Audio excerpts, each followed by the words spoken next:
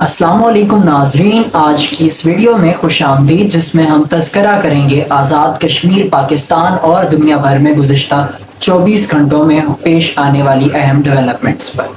سب سے پہلے تذکرہ کرتے ہیں، گزشتہ رات آزاد جموں کشمیر کے وزیر اعظم چودھری انوار الحق نے دلائی لینڈ سلائیڈ کا معائنہ کیا۔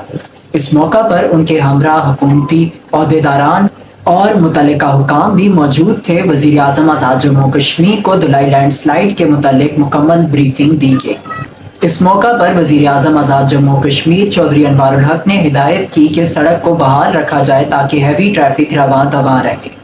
اس شاہراہ کے متعلق آپ کو بتاتے چلیں تو اس شاہراہ کو ایک مرکزی شاہراہ کی حیثیت حاصل ہے، چونکہ یہ شاہراہ دارالحکومت کو پاکستان سے ملاتی ہے اور اس شاہراہ پر پیش آنے والی کسی بھی لینڈ سلائیڈ یا کسی بھی تعطل کی وجہ سے روزمرہ کی زندگی متاثر ہوتی ہے۔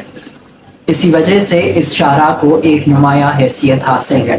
آج دن کی اگر ہم اہم پیش رفت کی بات کریں تو شعیب افضل مروت، جو کہ میڈیا میں اپنی سٹیٹمنٹس کی وجہ سے چھائے رہتے ہیں، ان کو پاکستان تحریک انصاف سے نکال دیا گیا اور ان کی برطرفی کا نوٹیفیکیشن بھی کور کمیٹی کو بھجوا دیا گیا ہے۔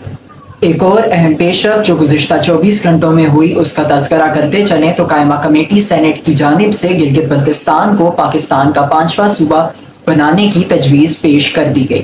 اس اجلاس میں وزیر امور کشمیر و گلگت بلتستان غیر حاضر رہے۔ چند روز قبل کارڈیک ہاسپٹل مظفر آباد میں پیش آنے والا توڑ پھوڑ کا معاملہ، جو کہ میڈیا کی زینت بنا رہا اور سوشل میڈیا پر چھایا رہا، اس کے متعلق خبر ہے کہ 15 افراد کے خلاف مقدمہ درج کر لیا گیا ہے اور ان کی گرفتاری کے لیے مختلف مقامات پر چھاپے مارے جا رہے ہیں۔ اسی کے ساتھ دیجیے آج کی ویڈیو سے اجازت۔ اللہ حافظ۔